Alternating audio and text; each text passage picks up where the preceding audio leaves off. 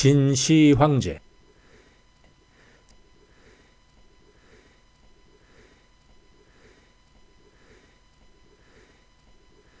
세 번째 이야기, 천하지존 진시 황제. 기원전 241년 진나라 군대는 더욱 강성하여 천하를 휩쓸고 다녔습니다. 진나라 군대는 공격하면 이겼고 싸우면 천하무적이었습니다. 어느 나라도 감히 진나라의 공격을 막을 수 없었습니다. 그러니 동쪽 6나라는 진나라가 쳐들어오면 화해의 조건으로 땅을 바쳐야만 했습니다. 진나라는 땅을 받으면 바로 물러갔지만 얼마 후 다시 쳐들어와 이전보다 더 많은 땅을 요구했습니다. 그러니 유한한 땅으로 무한한 진나라의 욕심을 채울 수 없었습니다. 6나라는 마침내 들고 일어났습니다. 도저히 참을 수가 없었던 겁니다.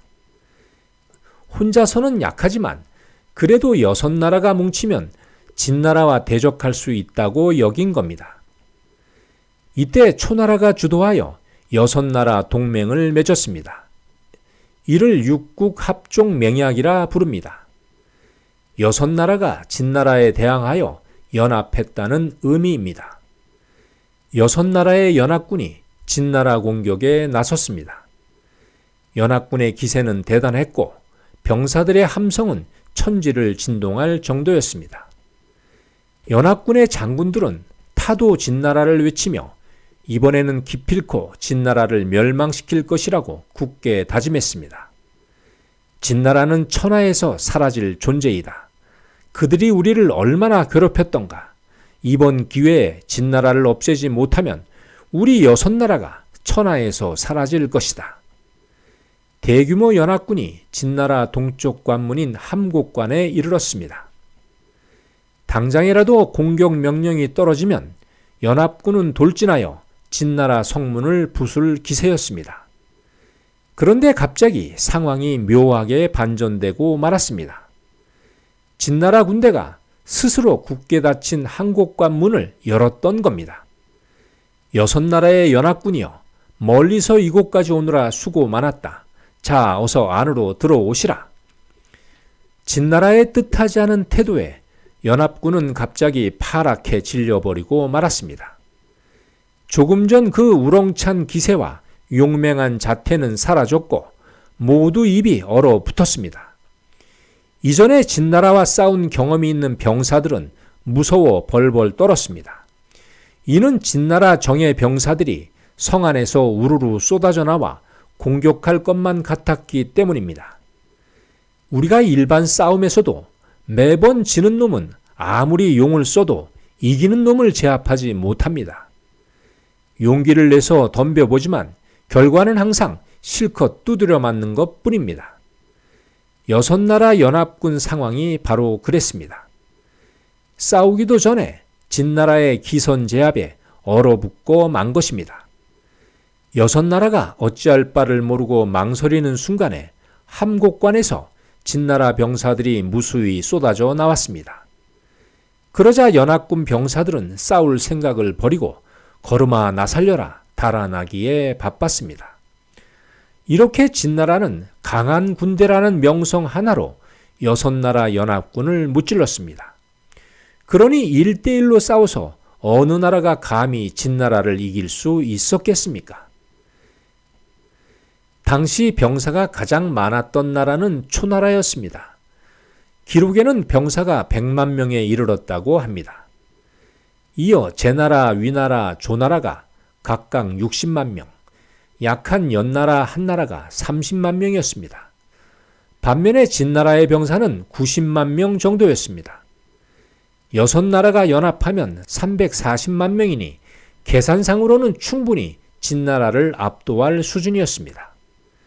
하지만 아무리 6나라가 연합을 해도 진나라를 이길 수 없었습니다. 이는 진나라의 각계격파 전술이 아주 뛰어났기 때문입니다. 진나라 군대가 강하기도 했지만 진나라 신하들의 이간책과 지략도 뛰어났기 때문입니다. 전국시대의 전쟁은 어떻게 보면 오랑캐의 주도권이라 할 수 있습니다. 당시 중원의 나라들은 제법 문화와 학문이 발전하여 그것을 자랑하며 터줏대감 노릇을 했습니다. 옛날 양반이 수염이나 만지며 기침을 크게 하고서 하인을 다스리는 형국이었습니다. 그러면서 중원 밖의 나라들은 오랑캐라 하여 아주 무시했습니다.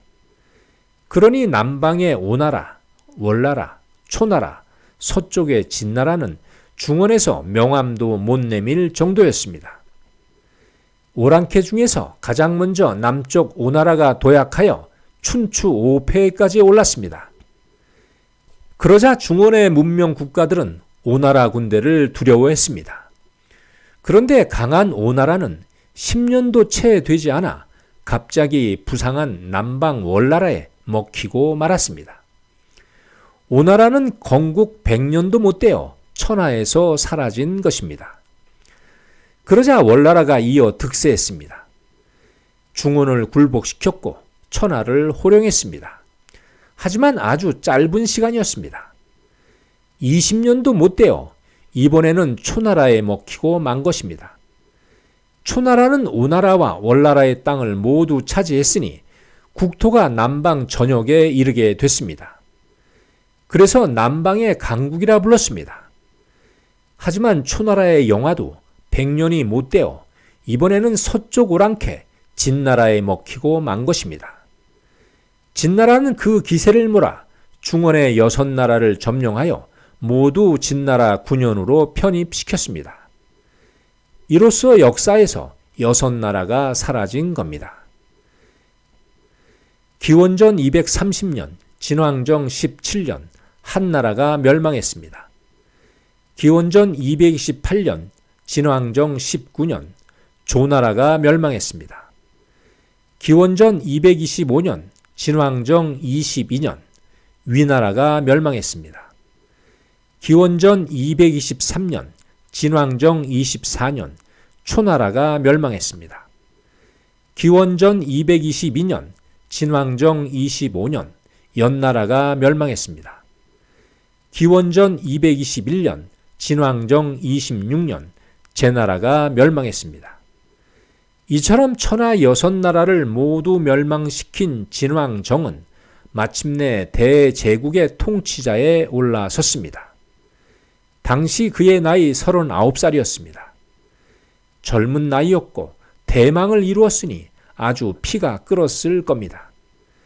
진왕정은 바로 통일제국의 첫 번째 조정회의를 소집했습니다. 이 자리에서 논한 것은 왕의 칭호였습니다. 이는 진나라가 천하제국을 이루었고 왕이 천하지존에 올랐으니 왕이라는 호칭이 더는 어울리지 않는다는 이유였습니다. 신하가 아래였습니다. 천하가 통일되었으니 대왕께서는 왕의 호칭을 뛰어넘는 새로운 존칭을 사용하는 것이 어떠하십니까?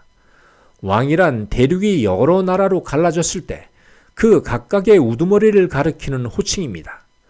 작은 땅 한 조각을 다스리는 권위일 뿐입니다. 지금 대왕께서는 대륙 천하를 통일하였는데 어찌 이전과 같은 왕이라 하겠습니까?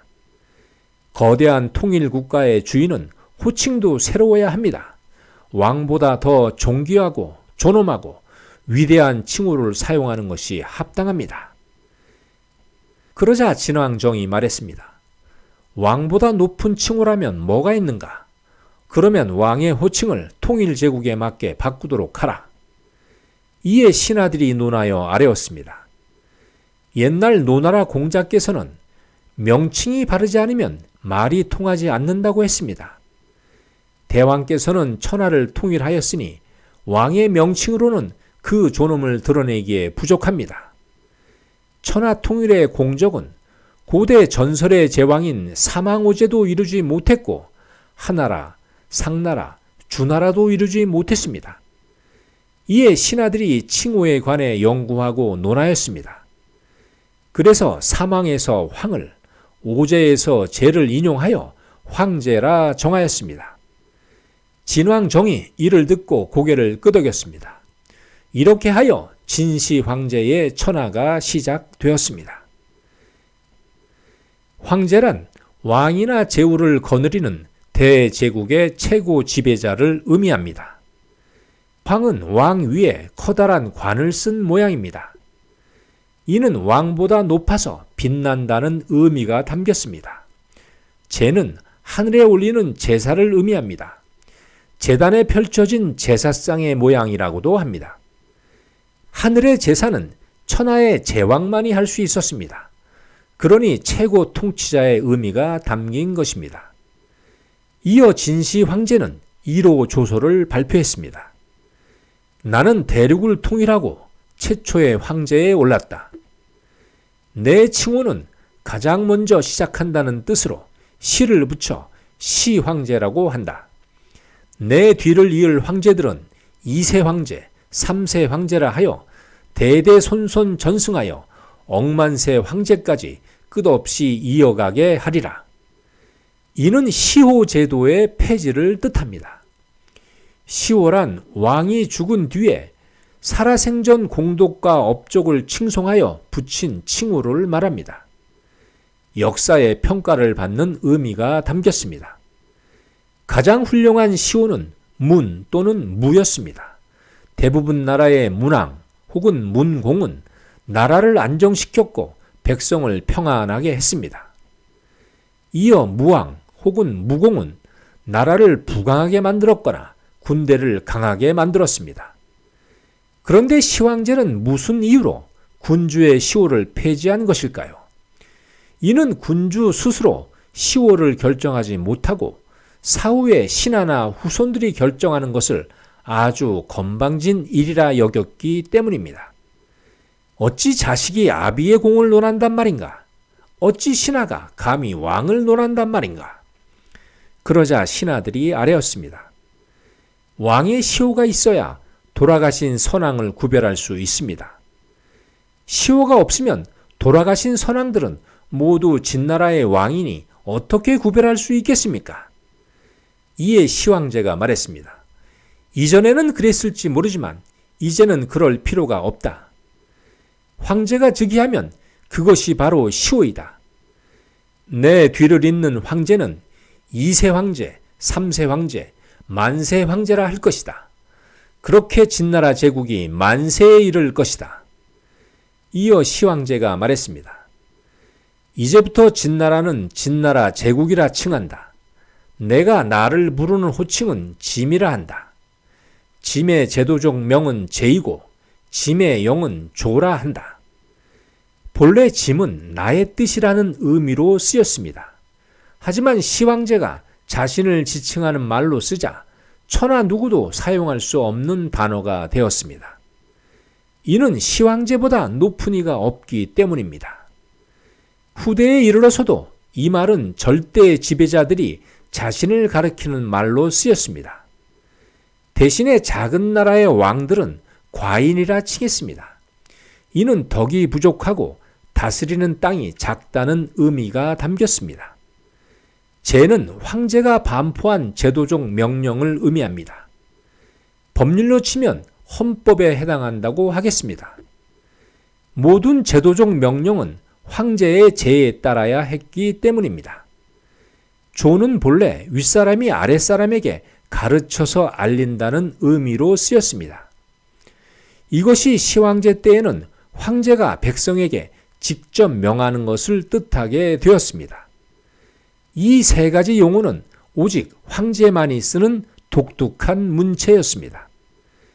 호칭에 있어 신하나 백성이 황제를 부를 때는 황제 폐하라 했습니다. 폐하는 황제가 서 있는 계단 아래라는 뜻입니다. 신하들은 계단 아래에서 황제에게 아뢰었으니 자신을 낮춘 것이고 황제에게는 존칭을 표한 것입니다. 폐하라는 존칭은 황제, 황후, 그리고 황제의 부모인 태황제, 태황후, 황제의 할머니 태왕, 태후에게만 사용하였습니다. 진나라는 황제라는 명칭을 사용하게 됐으니 이제부터 나라를 제국이라 부르게 되었습니다. 여기에 대해 신하들은 이견이 없었습니다. 그런데 나라의 근간을 어떤 체제로 할 것인가에 대해 신하들 사이에 논란이 일었습니다. 이는 새롭게 관료주의로 할 것이냐 아니면 이전과 같이 봉건제로 할 것이냐는 논란이었습니다. 물론 결정은 신하들의 출세와 이익이 어느 곳에 더 유리한가에 딸린 것입니다. 이에 승상 왕관이 아래였습니다. 천하를 통일하였으니 이제 황제 폐하의 아들 황자들을 천하 곳곳에 왕으로 세우시는 일이 시급합니다. 특히 연나라, 제나라, 초나라 지역은 우리 진나라에서 너무 먼 곳이라 왕을 봉하지 않고는 다스리기 어렵습니다. 그러니 그곳을 통치하려면 왕을 임명하셔야 합니다. 이는 천하를 다스리는 일에 제일 우선이라 하겠습니다. 왕관의 말은 이전에 주나라가 천하를 지배했던 봉건제를 다시 도입해야 한다는 주장이었습니다. 많은 신하가 이 말에 찬성을 표했습니다. 그런 배경에는 만일 시황제의 여러 아들이 각국의 왕으로 임명되면 그 아들을 모셨던 신하들은 지금보다 더 출세할 수 있기에 왕관의 의견에 찬성한 것입니다. 지금은 내가 비록 시황제의 아들을 모시는 하찮은 태부의 지위나 만일 이가 왕에 오르면 나는 그 나라의 재상이 되고 승상이 될 것이 아닌가. 신하들은 이처럼 왕이 빈틈만 모이면 얄팍한 계산을 하기 마련입니다. 사실 봉건제에 따라 왕을 세우는 일은 천하 통치에 이로움이 많았습니다. 천하가 막 평정된 시기이니 나라를 잃은 백성들은 진나라를 저주하여 복종하지 않았습니다. 그렇게 민심이 불안하니 자칫하다가는 여섯 나라 전역에서 반란이 일어날 가능성도 있었습니다. 이를 제거하는 방법이 바로 신속히 왕을 임명해 다스리게 하는 것이었습니다. 신하들은 왕관의 의견에 찬동하여 여러 발언을 쏟아냈습니다. 그러자 시황제는 잠시 주저했습니다. 새로운 제국을 건설해놓고 이전의 주나라 시대로 회귀하자니 갈등이 생겼던 겁니다. 그때 신하 이사가 나서서 아뢰었습니다. 천하가 통일되기 전까지 천하 백성들은 전쟁으로 인해 끊임없이 고통을 받았습니다. 이는 주나라 시대에 정한 봉건제로 인해 제후들이 힘이 강하면 약한 제후를 집어삼키려는 야욕 때문이었습니다. 만일 진나라 황제가 힘을 잃으면 천하는 다시 전쟁에 휩싸일 겁니다. 천하 백성을 다시 도탄에 빠뜨리게 하는 것은 봉건제에 있는 것이니 진나라는 이전으로 회귀해서는 아니 됩니다. 황제께서 직접 천하를 다스리는 군현제를 실시하는 것이 타당합니다. 이는 백성이 살고 나라가 만세에 이르는 길입니다. 군현제는 황제가 권력을 독점하여 천하 곳곳을 군현으로 나누어 중앙에서 그 책임자를 파견하는 제도를 말합니다. 주나라 시대에는 천자가 제후를 임명하고 제후는 그 지역의 왕으로 군림했습니다. 제후는 주나라 왕실에 일정한 세금을 바치고 군대를 파견하여 도와야 했습니다. 그 대가로 주나라 왕실은 제후에게 세습을 허락했습니다. 제후는 다시 자신의 영지를 여러 대부에게 나누어 주고 그들에게 세금을 받아 나라를 다스렸습니다. 하지만 왕실이 허약해지자 부강하거나 강력한 제후들이 약한 제후를 함부로 집어삼키는 일이 벌어졌습니다. 그것이 바로 춘추 전국 시대였습니다. 전쟁은 아주 오래도록 이어졌습니다.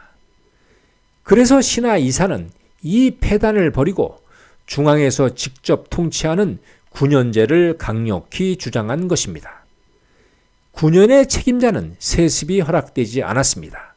황제가 직접 임명하니 다른 군현을 공격하는 일은 생각할 수도 없는 일이었습니다. 시황제는 바로 결정했습니다. 신하 이사의 주장을 받아들인 것입니다. 그렇게 해서 천하를 36개의 군으로 나누었습니다. 군의 책임자는 수라 불렀습니다. 군 아래에 현을 두었는데 현의 책임자는 영이라 불렀습니다. 진나라 제국은 황제에서 군으로, 군에서 현으로 이어지는 행정체계를 갖추었습니다. 이는 황제에게 권한이 집중된 제도였습니다. 그래서 황제는 하지 못할 일이 없다는 뜻으로 무소불위라 하였습니다. 또 9년의 책임자는 그 지역의 땅을 소유하지 못하게 했고 지위를 세습하지 못하도록 했습니다. 이는 땅을 빼앗으려는 전쟁을 미리 방지한 것입니다. 이전의 봉건제에서는 지역으로 파견된 제후는 그 지역의 땅을 모두 소유했고 제후의 지위가 세습되었습니다. 그것과 비교하면 9년제는 권한이 대폭 줄었다고 해야 할 것입니다. 9년제를 채택하자 이를 관리하고 감독하는 기구가 필요했습니다. 그래서 시황제는 중앙조직을 삼공구경제로 개편했습니다. 삼공은 승상, 어사대부, 태위를 말합니다. 이들의 업무를 각각 세수로 나누어 그 아래에 3명의 관직을 두어 천하를 다스렸던 겁니다. 이렇게 천하를 손아귀에 쥔 시황제는 자신의 위대함을 마음껏 과시했습니다. 그리고 위대하고 대단한 일들을 하나씩 실행해 나갔습니다. 시황제가 가장 먼저 한 일은 황제의 옥새를 만든 것입니다. 시황제의 옥새는 천하보물 화씨벽으로 만들었습니다. 전국시대의 6나라의 왕들이 가장 탐냈던 화씨벽이 어떻게 시황제의 손에 들어간 것인지 그 내력은 알려지지 않았습니다. 먼저 한비자에 기록된 화씨벽 이야기를 하도록 하겠습니다. 기원전 757년 초나라 사람 변화는 옥을 다듬는 기술자였습니다. 하루는 관가로부터 초나라 분모왕의 도장을 만들라는 명을 받았습니다. 변화는 귀한 원석을 찾기 위해 여러 달 강가를 돌아다녔습니다. 그러다가 우연히 보옥을 발견했습니다. 그것으로 초나라 왕의 도장을 새겼습니다. 그런데 평소 변화를 시기하던 옥공 감정사가 왕의 도장을 살펴보더니 말했습니다. 이것은 너무도 평범한 돌이라 왕의 도장이라 하기에 어울리지 않습니다. 변화가 왕을 속인 것입니다. 변화는 감정사의 주장이 틀렸다고 항변했으나 관가에서 받아들이지 않았습니다. 변화는 결국 왕을 모독한 죄로 한쪽 다리가 잘리는 형벌을 받았습니다. 얼마 후 초나라 분모왕이 죽고 그 아들 무왕이 즉위했습니다. 그러자 관가에서 변화를 찾아와 새로운 왕의 도장을 만들라고 명했습니다. 변화는 지난번에 그 보옥과 똑같은 것으로 정성껏 도장을 새겼습니다. 그리고 도장을 바쳤습니다. 이번에도 옥공 감정사가 도장을 살펴보더니 말했습니다. 왕의 도장은 보옥으로 만든 것이 아닙니다. 그저 평범한 돌을 깎아 만든 것입니다. 변화가 강하게 항변했으나 역시 받아들이지 않았습니다. 변화는 다시 왕을 모독한 죄로 나머지 한쪽 다리마저 잘리는 형벌을 받았습니다. 세월이 흘러 무왕이 죽고 문왕이 즉위했습니다.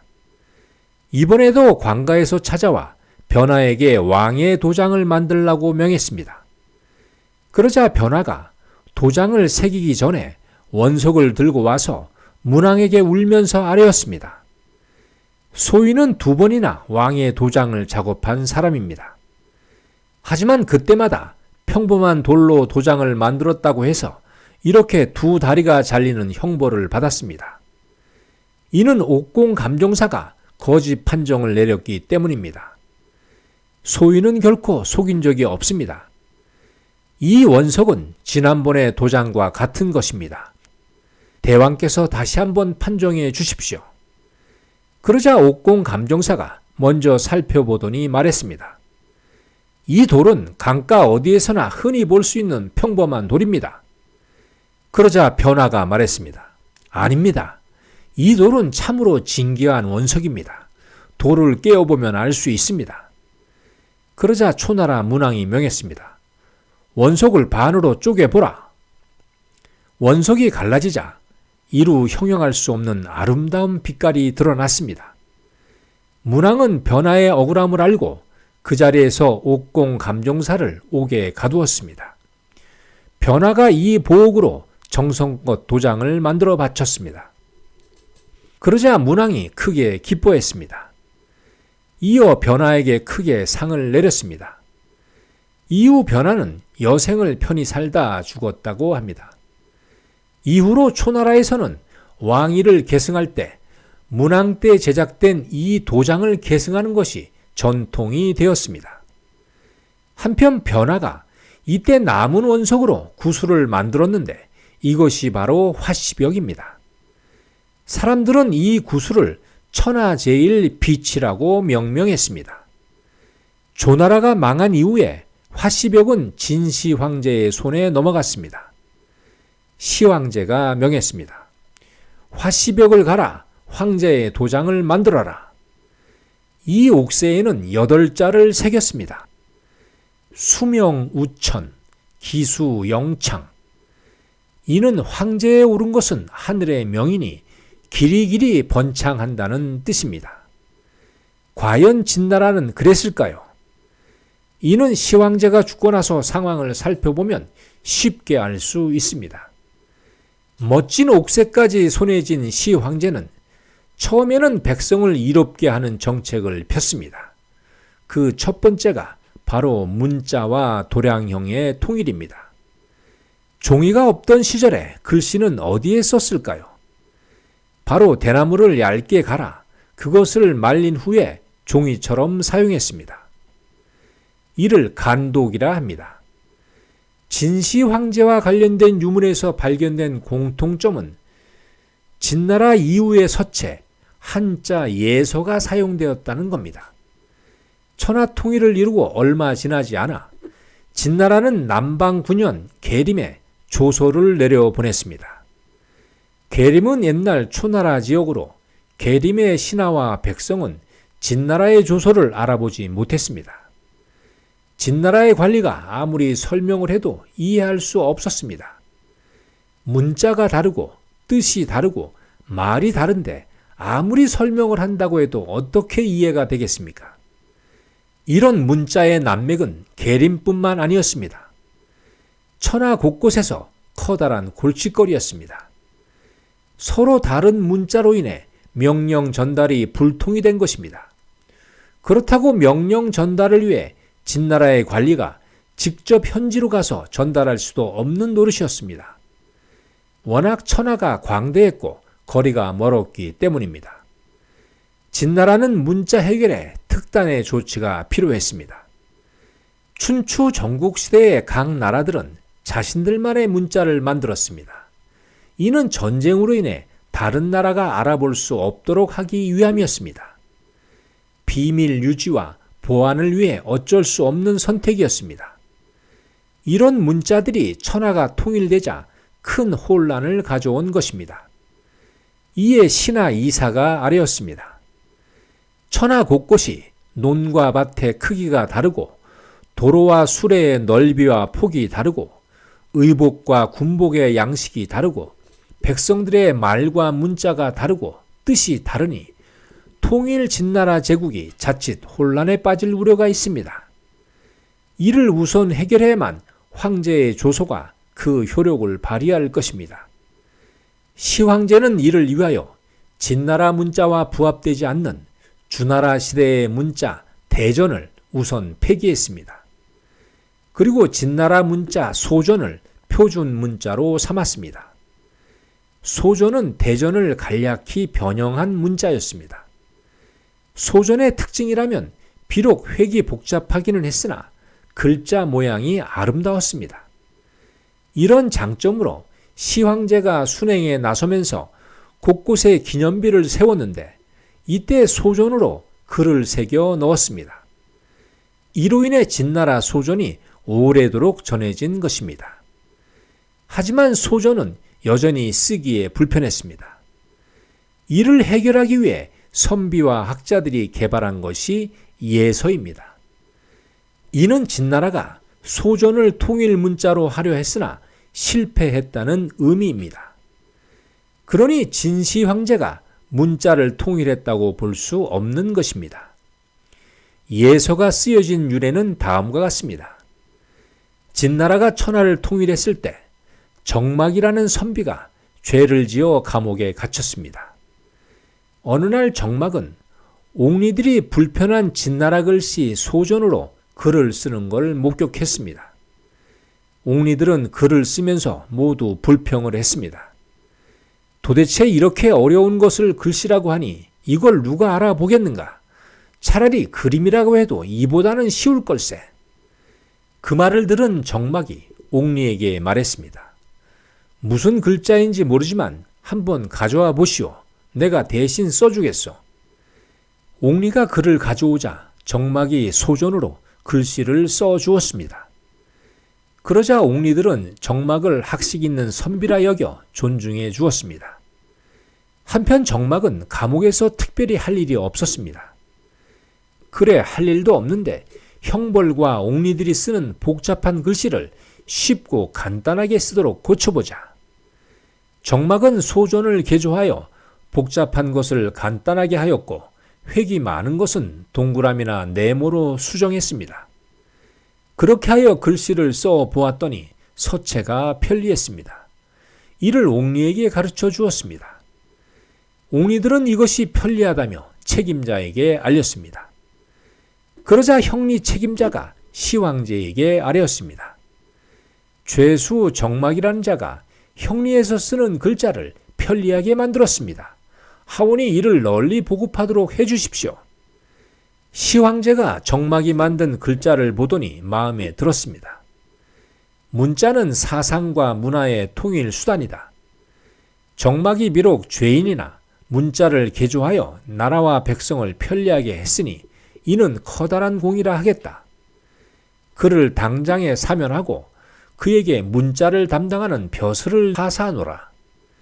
정막이 만든 글씨는 주로 노예나 하인들이 수용된 감옥에서 사용됐다고 해서 예서라 불리게 되었다고 합니다. 문자의 생명은 실용적이고 간편해야 합니다. 하지만 진나라 문자 소조는 그러지 못했습니다. 그러니 소조는 10년도 못 가서 단명하고 예서가 세상을 지배하게 된 것입니다. 고대 문자의 진전은 다음과 같습니다.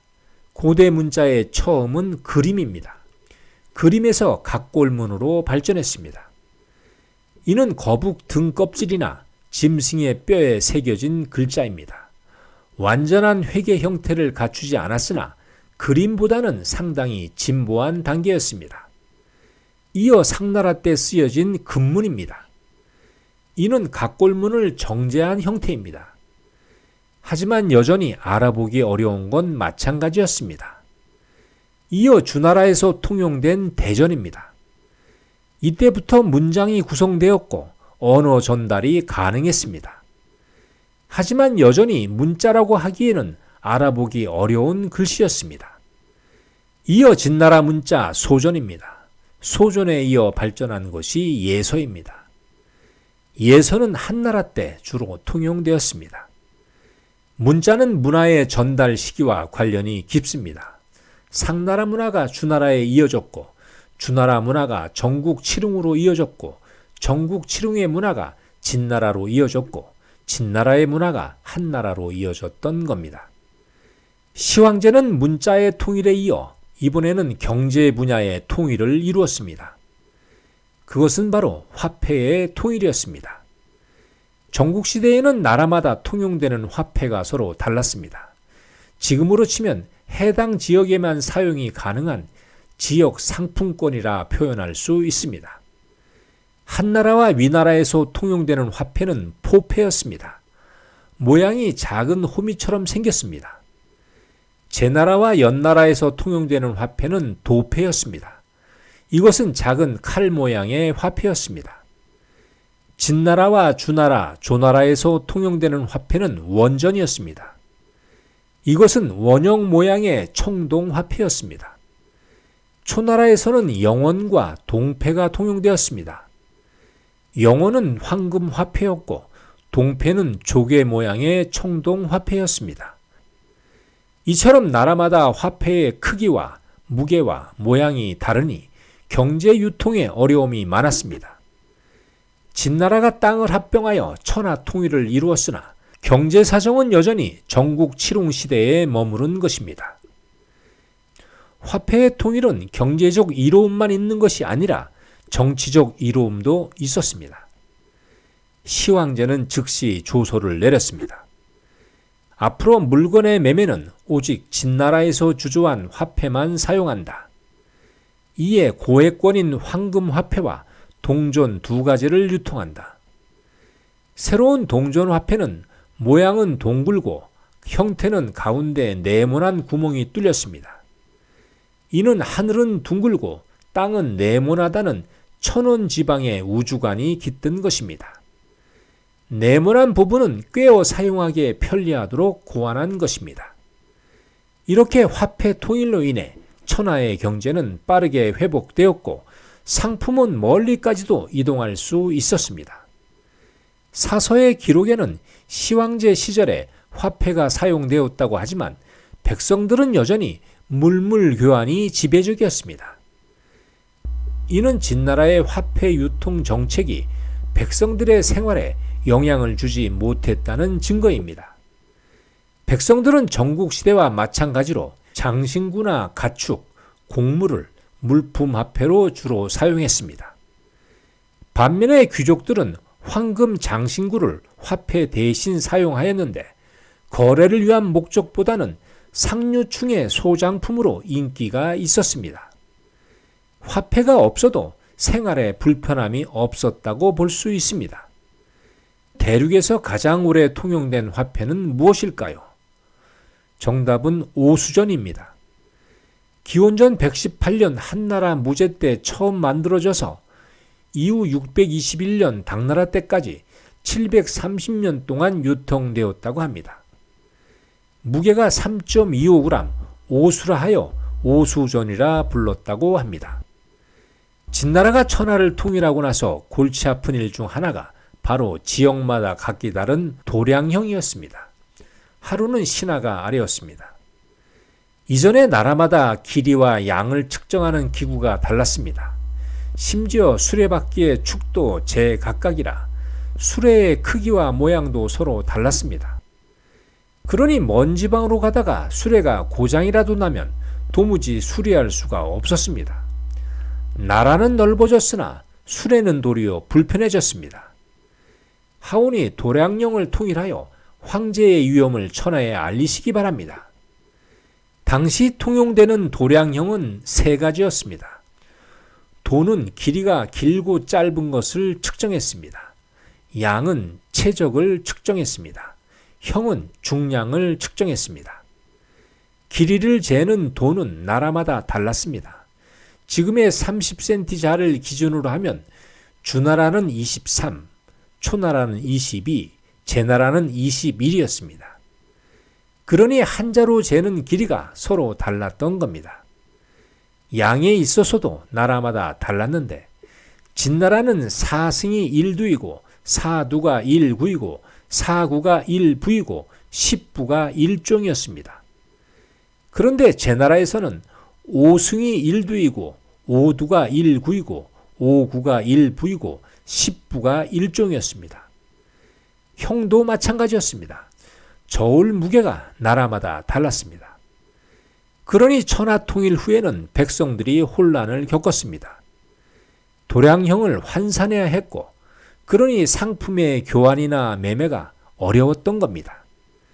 이는 진나라가 천하를 통치하려면 막대한 세금이 필요했는데 세금을 걷는 일이 혼란이 생긴 겁니다. 그러자 시황제는 신속히 도량령 통일을 추진했습니다. 이는 진나라의 도량형을 표준으로 삼은 것입니다. 사서에는 이렇게 기록되어 있습니다. 시황제가 조소를 내려 도량형을 명확하게 하나로 통일하였다. 이제 진나라는 세금 걷는 일에 어려움이 없었습니다. 도량령 통일의 명분이 백성을 이롭게 한다는 취지였는데 실질은 세금 걷는 일이었다고 하니 참으로 얄팍한 술수라 하겠습니다. 시황제는 이어 천하에는 더는 전쟁이 없다는 전쟁 종식을 선언했습니다. 그 표시로 천하의 무기를 모두 거두어 진나라 함양에 쌓아두었습니다. 시황제는 이를 녹여 12명의 동인을 만들어 함양 궁궐 앞에 세웠습니다. 동인 하나의 무게가 60톤가량 되었다는데 어떻게 그걸 이동하고 세웠을까 궁금증이 생깁니다. 좌우간 그렇게 해서 천하의 전쟁이 사라졌다고 합니다. 하지만 6나라 지역에서는 옛 왕조를 부활하려는 반란이 차츰 싹트고 있었습니다. 물론 진나라 9년에서는 이를 진압하기 위해 많은 병사가 동원되었습니다. 그러니 전쟁 종식은 헛된 공약일 뿐이었습니다. 기원전 217년 진나라 군대가 남방의 백오를 공격했습니다. 이는 진시 황제가 즉위하고 가장 큰 전쟁이었습니다. 이때 동원된 병력이 50만 명이었습니다. 백올은 원래 초나라 남방 지역입니다. 진나라 군대가 나섰다는 것은 그때까지도 진나라의 세력이 미치지 못했다는 의미입니다. 중원은 통일했으나 남방은 그러지 못했습니다. 전국시대와 마찬가지로 남방은 그들만의 세상이었습니다. 이에 신하가 아뢰었습니다. 진정한 천하통일은 6나라를 멸망하는 것뿐만 아니라 대륙 전체를 지배하는 것입니다. 남쪽 바닷가에는 아직 황제의 존엄이 미치지 못하고 있습니다. 하오니 저들을 평정하여 황제의 발 아래 두시기 바랍니다. 시황제는 바로 남방 정벌을 위해 50만 대군을 출정시켰습니다. 남방은 진나라에서 아주 먼 곳이었습니다. 게다가 더운 지방이라 병사들이 쉽게 지치는 곳이었습니다. 그런 어려움 속에서도 남방 원정이 가능했던 이유는 남쪽 성현 지역에 운하를 건설하여 이 운하를 이용하여 이동하였고 식량도 지원할 수 있었기 때문입니다. 백올은 지리적 유리함을 믿고 강하게 저항했습니다. 장기전으로 끌고 가면 진나라가 지쳐 돌아갈 것이라 믿었습니다. 백올의 항전에 진나라 군대는 함부로 진격할 수 없었습니다. 그렇게 밀고 당기는 전쟁이 무려 4년 동안 이어졌습니다. 이는 물자 조달에 차질이 없었기에 가능했던 겁니다. 마침내 백올은 진나라에 항복하고 말았습니다. 진나라의 최신식 무기와 병사들의 용맹함을 당해낼 수 없었던 겁니다. 이제 진나라는 남쪽 바다에까지 이르게 되었습니다. 하지만 북쪽이 문제였습니다. 강한 오랑캐 흉노가 자주 쳐들어와 진나라의 북쪽을 괴롭혔던 겁니다. 오늘 진시황제의 이야기는 여기까지입니다. 다음 시간에는 백성을 도탄에 빠뜨린 진시황제의 이야기를 하도록 하겠습니다. 시청해 주셔서 감사합니다.